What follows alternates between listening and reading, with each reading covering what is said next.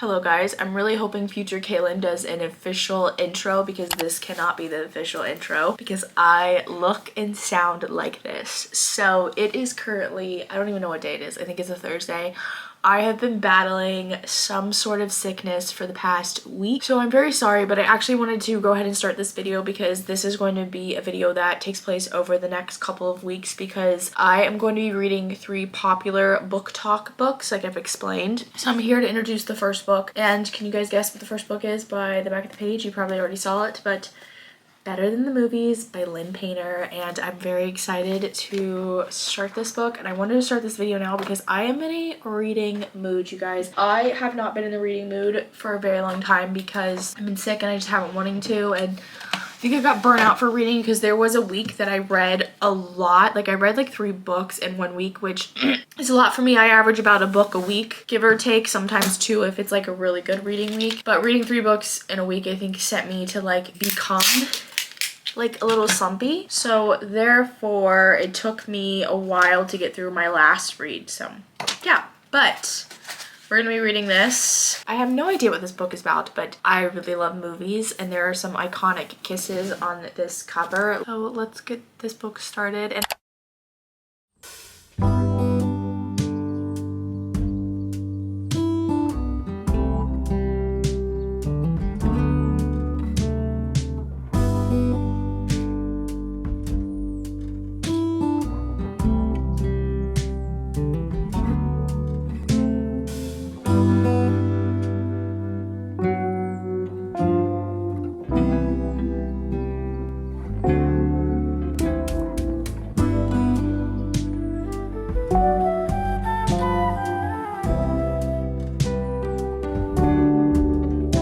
hi guys, so it's been a couple days and I am still unfortunately sick. You can probably hear it in my voice.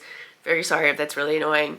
Hopefully like over the next couple clips it goes away, but I have been reading just a smidge of Better Than the Movies. I haven't forced myself to read this book because like I said, I am sick, so the want to read is not really there at the moment.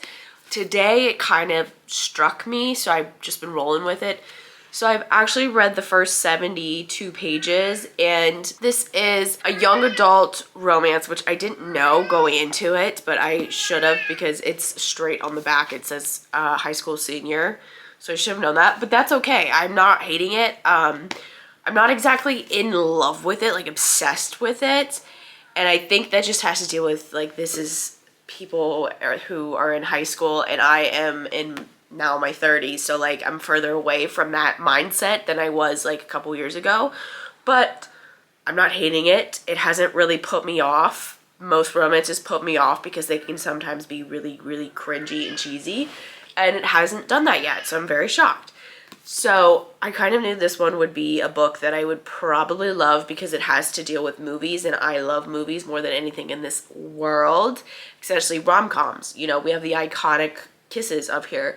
We have Bridget Jones, we have La La Land, we have Dirty Dancing, Say Anything, and The Notebook down at the bottom. I think this is Notting Hill, or not Notting Hill. You've Got Mail.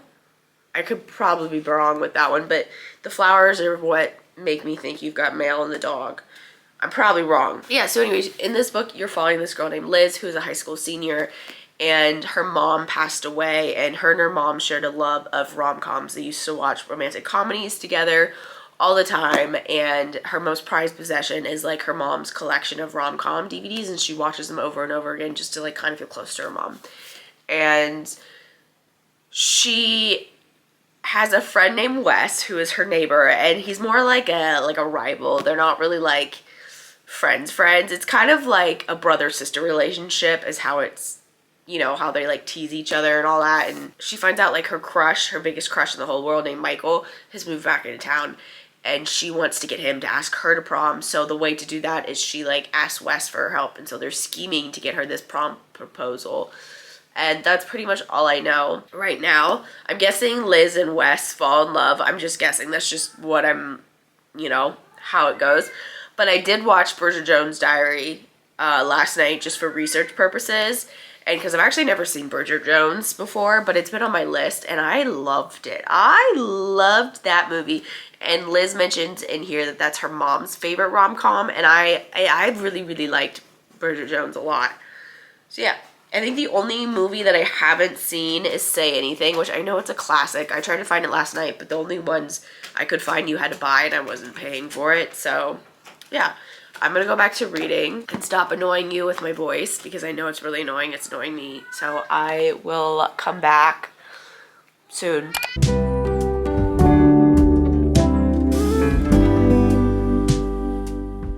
Hello. Again, still sick, but we're getting there. We're getting better. I sound worse than what I feel.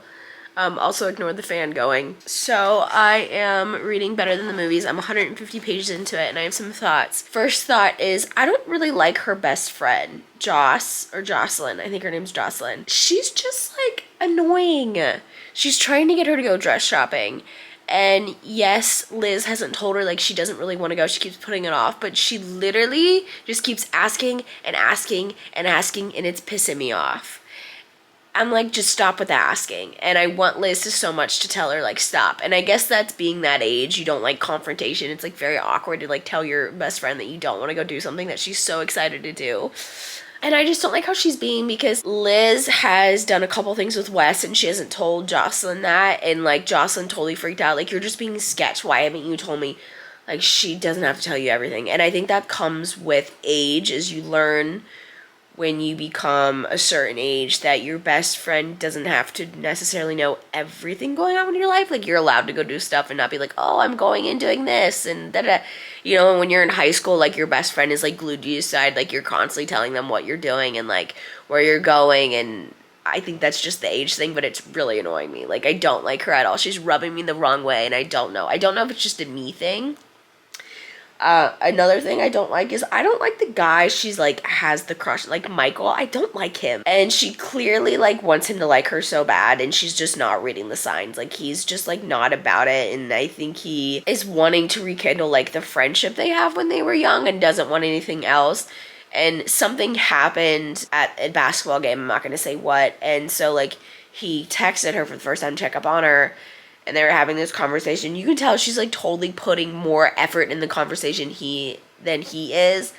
And it's one of those conversations that feels like you're like pulling teeth to get a response out of the guy. We've all had those conversations with someone, okay? We've all had it, especially when you're talking to someone and it gets to a point where like, you know, they're not really interested. So you're like pulling teeth to get them to like respond or like put input into the conversation. And, she like switches the conversation, and this is my pet peeve, especially in real life and in books, is when you're texting someone and you're like having a conversation and then like you can tell it's like dying out and then someone will be like, so what are you doing? I hate us. So what are you doing? No, that is not a way to keep a conversation going. That's an automatic, I'm done talking to you. Like, I don't know. So his response was like, texting you. Ugh. Like, ew. Like, I don't like it. I don't like it. So those are my thoughts on that. I don't really like the texting in books. There's a couple things in books that make me like automatically go, nope, want nothing to do with it. And one of them is like texting in books. I think it makes the book feel very juvenile and very like Wattpad-y. But you know what? We're pushing forward and we're going with it, with this book, because this book is, I do remind myself constantly, this book is a YA book, so it's not going to be like the typical like contemporary romance you're used to reading, but I really don't read a lot of romances, so yeah, anyways, I'm going to keep reading. I'm hoping to finish this today, because I'm off work for another 2 days, because of this sickness, so I'm going to take advantage of these 2 days that I think I'm going to feel the best I've felt in a very long time, so let's keep reading.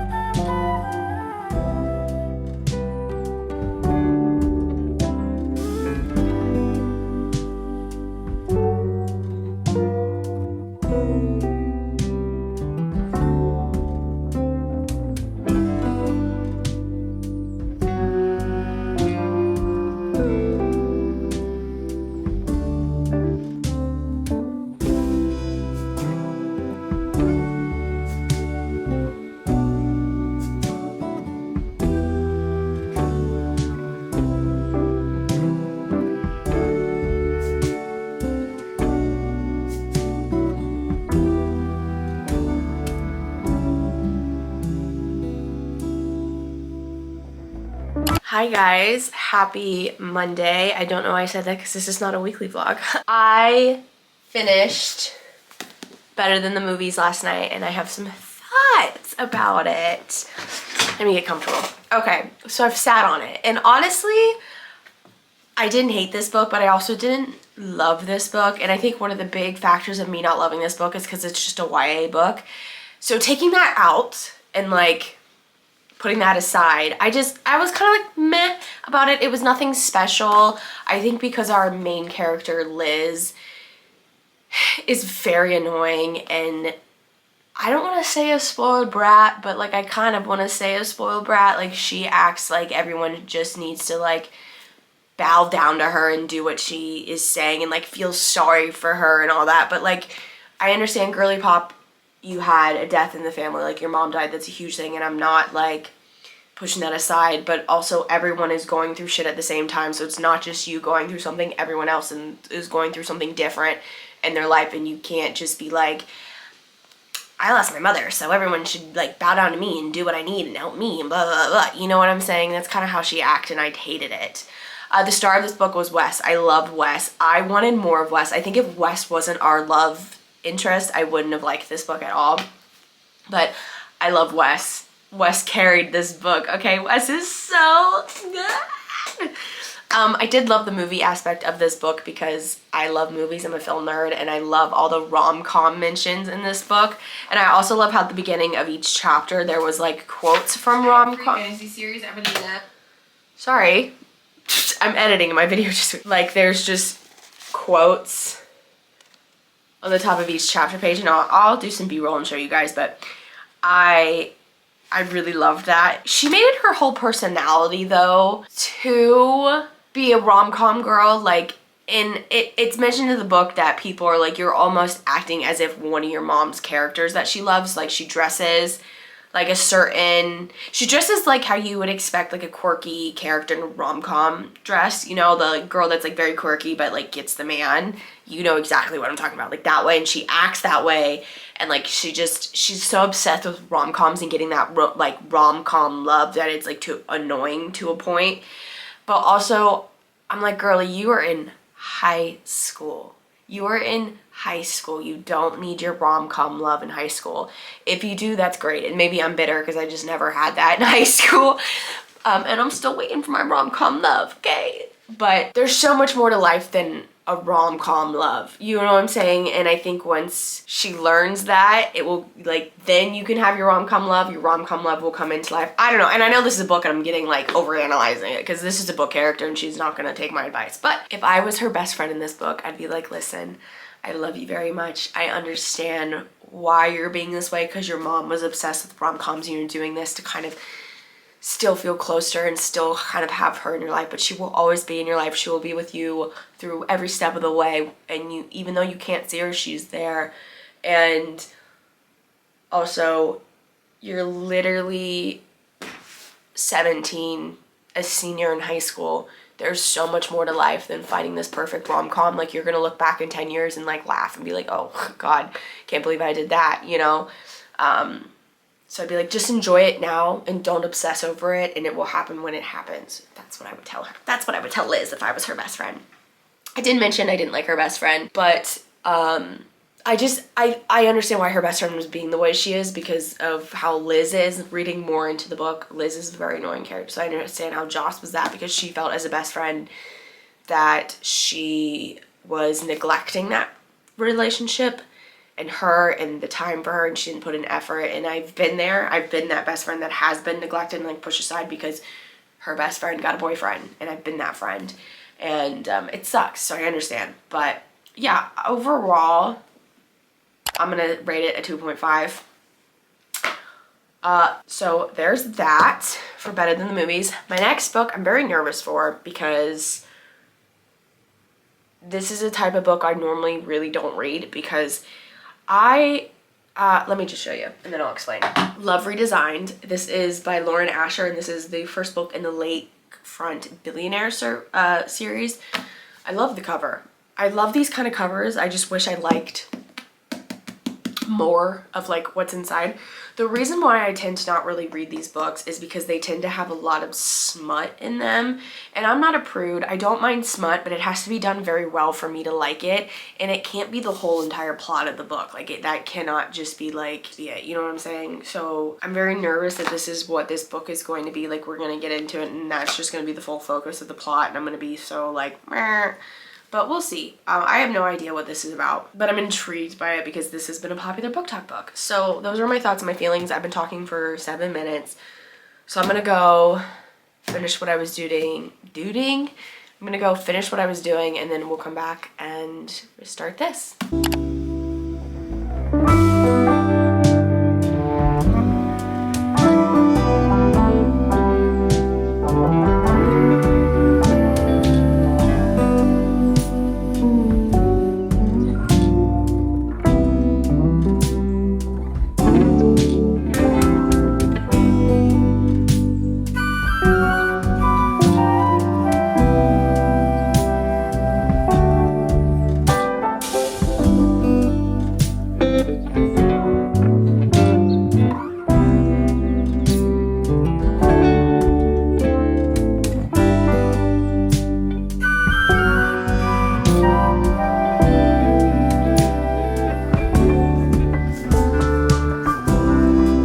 I'm gonna try my hardest to explain what is going on in this book because I suck at summarizing books, especially like books like this. Okay, hi guys. I am 9 chapters into this book on page 80. This book is over 500 pages. And I am liking it so far. I'm not hating it. Like, I thought for sure the writing was not going to be like this. Like, I really enjoy the writing a lot. I think it's good. So in this book, you're following 2 people named Julian and Dahlia, who are both childhood frenemies type deal. Their families are very close to each other. They live in this small town called like Westria, and it's a small seaside town. It's kind of the town like everyone knows everyone. And Dahlia is mentioned that she is like the town's sweetheart. And Julian is like the one who's like very successful from town. I mean, they both are successful in different ways. Julian created an app with his cousin and he became a billionaire off that. And now he does property work, like construction work.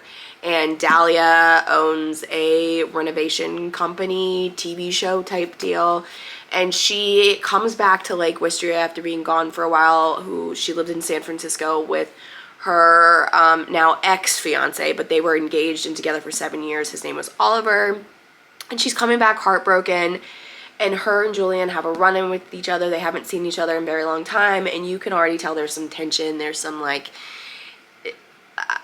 foul energy. They don't really like want to speak to one another, especially Dahlia, because she's dealing with being broken up with, and also another underlining thing that's happening, and I'm not going to mention it because I don't want to trigger anyone. And so she's kind of dealing with it all alone, and she's come back to her family because, you know, family is family. And Julian got roped in by his mom to help her get out of this rut. So it leads to both of them finding this original home. And they're both going to do a renovation project on it, and they're both working together on it. So that's basically where I'm at. Hopefully I explained that okay and you guys get the gist of it. But yeah, I'm really liking it. Even though these characters don't like each other, you can definitely tell that at one point they did love each other. Like, there's still that underlying chemistry. Like, they're not mean to each other. They're just like not the friendliest, and you can still tell there's like a tone of like playfulness when it comes to them like being mean, and they're not really mean. But yeah, small town vibes. I really like small town vibes, especially seaside towns. Yeah, so I'm excited to see like what else is going into this. And I guess I should mention this too, is they had a moment in college where they both were like into each other, and they both mentioned that they loved each other, but like something happened. Julian lost his dad. They're both struggling in different ways. Julian is struggling because although he appears to put on this front of like he's okay alone and blah blah blah blah blah, deep down he really wants a family. Like, he wants a wife to come home to. He wants something to get up in the morning besides just going to work. And he wants he mentions like his house is a house, but he wants it to be a home. And Dahlia, on the other hand, is struggling with the news she got, and she's mourning that along with her engagement. So, guessing they fall in love at some point. And yeah, I really like this book a lot. So those are all my thoughts. My voice is going, so I'm gonna go before I fully lose my voice. And I'll come back probably when I get more into the book, because so far I've just like scratched the surface of it. So hi guys, I very much apologize for this really bad lighting and this really bad angle, but it's been a while since I've updated you guys. I think the last time I updated you guys was Monday, like on a Monday, and it's now a Friday. So I have been reading Love Redesigned. I'm actually halfway through the book. I don't know if you can see that. And I'm very surprised at how much I am liking this book. Like, I thought for sure I was gonna be a hater, because that's just usually how it goes with these types of books. Like, usually I'm a hater, but I'm actually really loving it. I do have a couple things that I'm like, nah. 100% check trigger warnings when going into this book, because they do talk about certain topics that are sensitive. Another thing is, this book doesn't need to be over 500 pages. Like, there's no reason this book needs to be 500 pages long for romance. I just feel like all this book has done is it kind of explained like the situation on what happened between them two, why are they being the way they're being, how they are connected and intertwined in each other's life. Like, we get to know the side characters and the families, and what are you doing? And the town, and then we find out that, you know, they're going to be redoing a house together and all that, but that's basically what has happened in the book. And it took us over 200 pages to get to a point in the book where they decide to be, no, hang on. No, we're not doing that again. You did that last time and you tore my shelves out from my wall. Hey, we're not doing that again. Where they decided to have fun with each other. And here's my thing with that, is they both discuss that they want to talk to each other because they want to talk it out, what happened between them two, and kind of, what are you doing? And kind of work it out and see if they can talk through it. But they both just don't. Like, they don't mention it, and I think it's so weird. So instead of talking out like adults, the adults we are, because we are in our 30s, they just ignore it and decide to have fun. And I'm like, I can't, that's fine, but like, this is gonna become an issue. We all know this is going to be an issue. And I feel like it's way too soon, because they had a moment where they went on a little road trip to go pick something up, but they ended up having to stay the night. And they have like the one bed, you know, the one bed trope. And then there's a couple next door. Hey. There's a couple next door that they can hear through the wall having some fun. And they decide to like fake it out. And then there's like some comments made between them. And then it gets like serious. And then they're like, so we should just have fun. And I'm just like, y'all don't really like, y'all have beef with each other. Why are we jumping over that? I don't know. That's my only thing with this book, that I'm like, it's just driving me insane how much they just don't talk about it. It's frustrating the heck out of me. And I want to see if I have any more notes, because I took some notes on my phone last night when I was reading this. That's it. So yeah, that's all I got to say about it. I am gonna go back to reading. The reason why this book isn't finished yet is because I got addicted to The Witcher. Me. So I've been watching The Witcher instead of reading. Oh, and Love is Blind. So I'm gonna read a little bit. I'm hoping to finish this book by the end of the week, but we shall see. Okay, I'll be back when I have thoughts.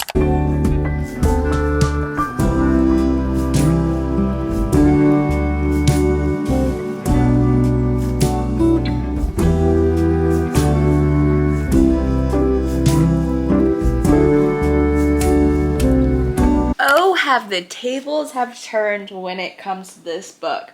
Let me explain. So I'm literally 100 pages away from the ending, and I just don't care to finish this book. Here's my thing with it, is this book is way too long.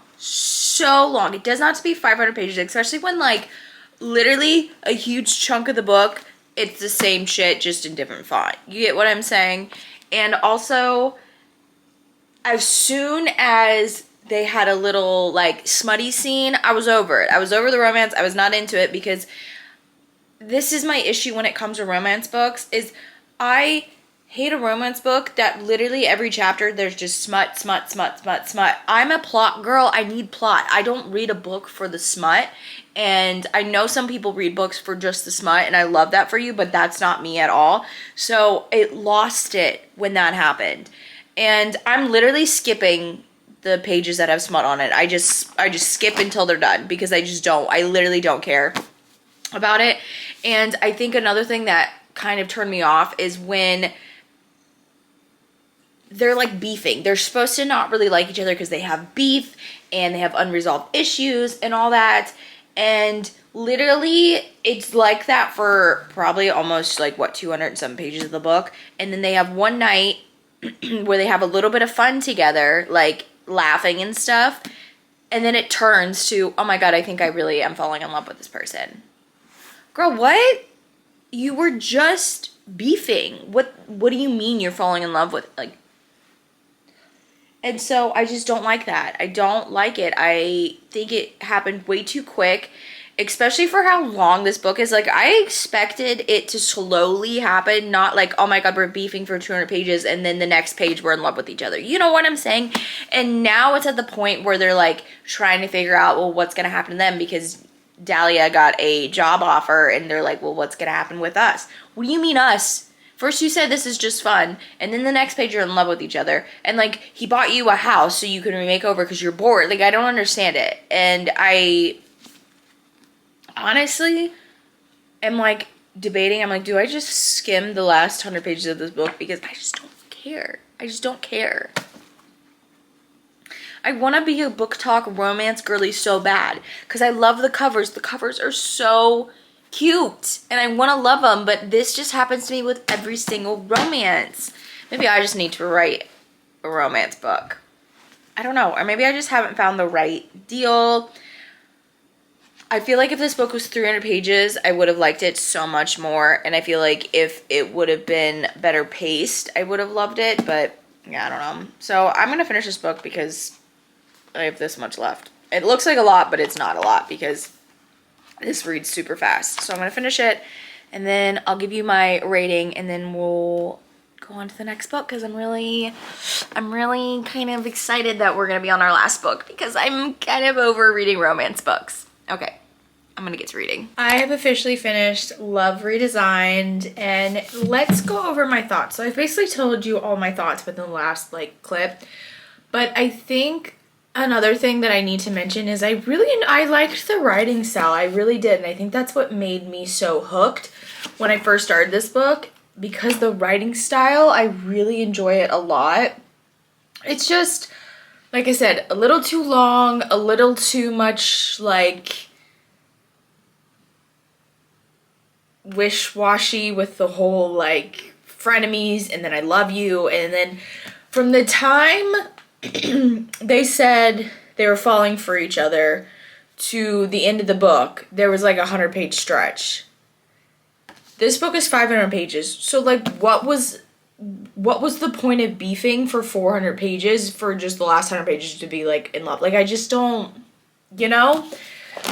So I think I'm gonna give it a 3 because I did enjoy it overall. It was a fun time. There's just certain things that I was I could care less for. So with that being said, we are moving on to our last book of this vlog.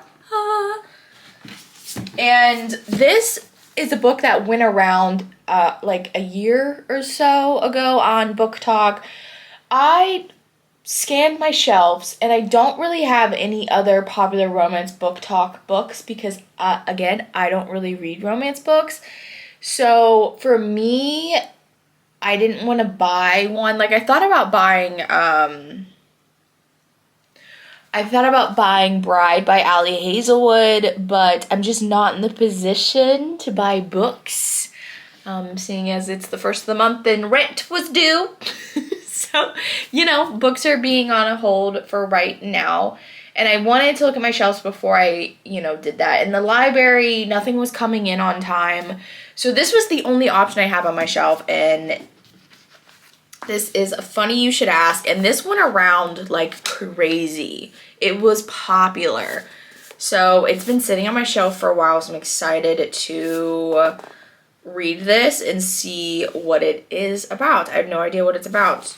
So it is, how many pages are you? 342 pages long. My ideal length for a romance book would be maybe 300 pages.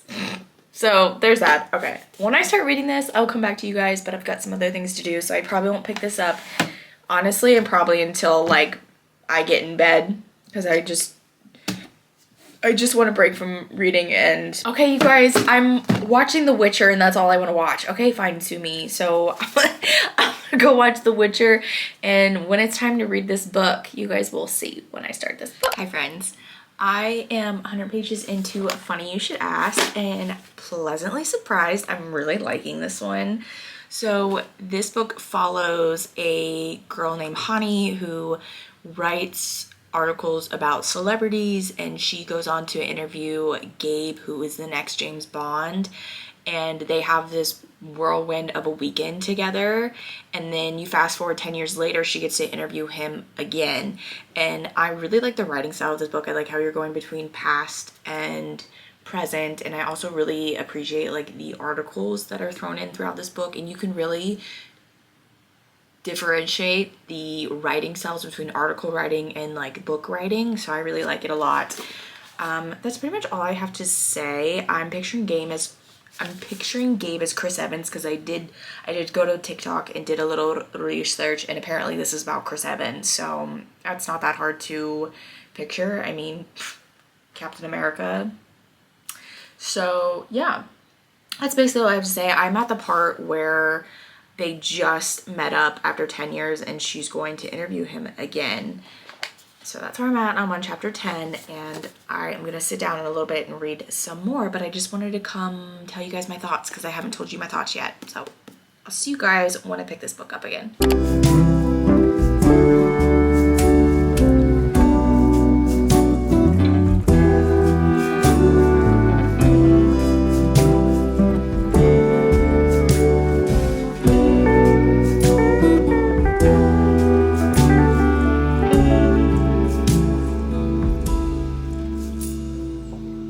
So I have been reading Funny You Should Ask, and I just read 100 more pages, so I'm now 200 pages in the book.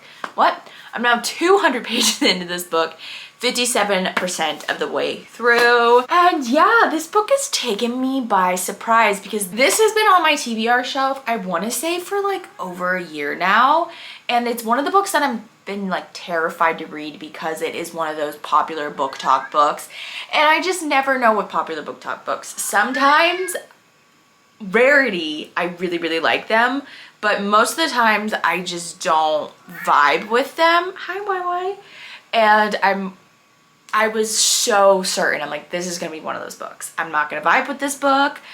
But from the moment I read the first sentence, I have completely vibed with this book, and I'm shocked. I don't want to say like what exactly is going on because it doesn't say it on the summary, and I don't want to spoil anything. They are recreating their weekend currently is what is happening, and you can clearly see just by the context of like how they speak to each other that both of them unexpectedly fell for each other 10 years ago. Like, they had no idea that was going to happen. Chani really like idolized him. That's like her celebrity crush. She has said that's her hall pass. So like she already kind of had that, but she wasn't in love with him. She said something about how you can be, I forget the exact word, you can be obsessed with someone, but you can't be in love with someone like a celebrity because you don't know them.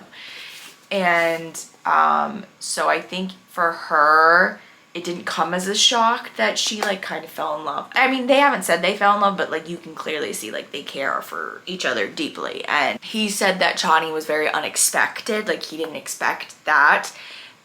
So yeah, I am really, really liking it. This is definitely giving Wattpad, but make the writing not Wattpad, if that makes sense. Like, it's a very elevated Wattpad story. Like, this is something you would find on Wattpad. Like, this is a story I would have searched for when I was in my Wattpad era, which was like years ago. Like, back when After was written on Wattpad. Like, that's when I was in my Wattpad era. And this feels like a story I would find of like One Direction, like a Niall Horn. That was my dude, was Niall in One Direction. I was a Niall girl, and I still am a Niall girl. I love Niall, but this is kind of the thing that I would search for, and yeah, I'm really liking it. I'm surprised. So those are all my thoughts. I'm hoping to finish this very, very soon, so we can wrap up this vlog and I can rank the books I read, and yeah, but I will catch you guys probably when I finish this book, because I have like 150 pages left, I think, maybe. I don't know. I forget how long this book is, but I don't have much left. So I'll see you guys after I finish this book. Hi guys. It has been a couple days since I have finished the last book for this vlog, which funny you should ask. And let me just give you guys my thoughts and my feelings. I pretty much said everything I wanted to say. I just have a couple things that I wanted to like reiterate and point out. So overall, I did really like this book. The only thing I think that was really throwing it off was the jump between past and present. I feel like we would spend enough time in the past and like kind of get it going and kind of like get the feel for it, and then we jump to the future. So the relationship was very disconnected for me. I feel like it would have been so much better if it started out as we like started out the chapter where, you know, she gets notified she has to like go back and interview him, and then we jump in the past and kind of get a taste of what happened, and then we go to the future, and that way we have more time to spend in the future and kind of have these characters develop a relationship again, or a possible relationship. And I just feel like it was very quick. Like there was just pieces of the puzzle that were missing for me in this book. But overall, I did really enjoy this book. I think I gave this book a 4-star. It was very quick to read. I read it in like 2 days or a day. I can't even remember, but very quick to read and very pleasantly surprised that I liked this book, because I thought for sure I wouldn't. Actually, I've thought that about a lot of these books, but let's go over the books we read again. So, Better Than the Movies by Lynn Painter. I think I rated this like a 2.5. This was probably my least favorite book out of all of them. So, there's that. And then next we read Love Redesign by Lauren Asher. I think I gave this book a 3-star. This is going to be my second favorite book. And then, of course, number 1 is Funny You Should Ask. So, here are the books in the order from best to worst, even though it's not really that bad. But yeah, I actually really am pleasantly surprised at how much I really enjoyed myself while reading these books. I think the takeaway I'm getting from this vlog is I just need to give romance books more of a chance and not just automatically assume they're going to be like the romance books that I have built up in my head about how like they're just not going to be great. And I apologize. I apologize for any romance hate I've ever said in my life, because this has taught me that I just need to read a romance without judging it by what I think it's going to be. Okay, so that is it for this week's vlog. I hope you guys enjoyed it. If you did, make sure you guys are subscribing if you want to stay and watch more bookish, lifestyle-ish videos, because I would love to have you here. Remember to be kind to yourself and to others around you, and I will see you guys next Sunday. Love ya.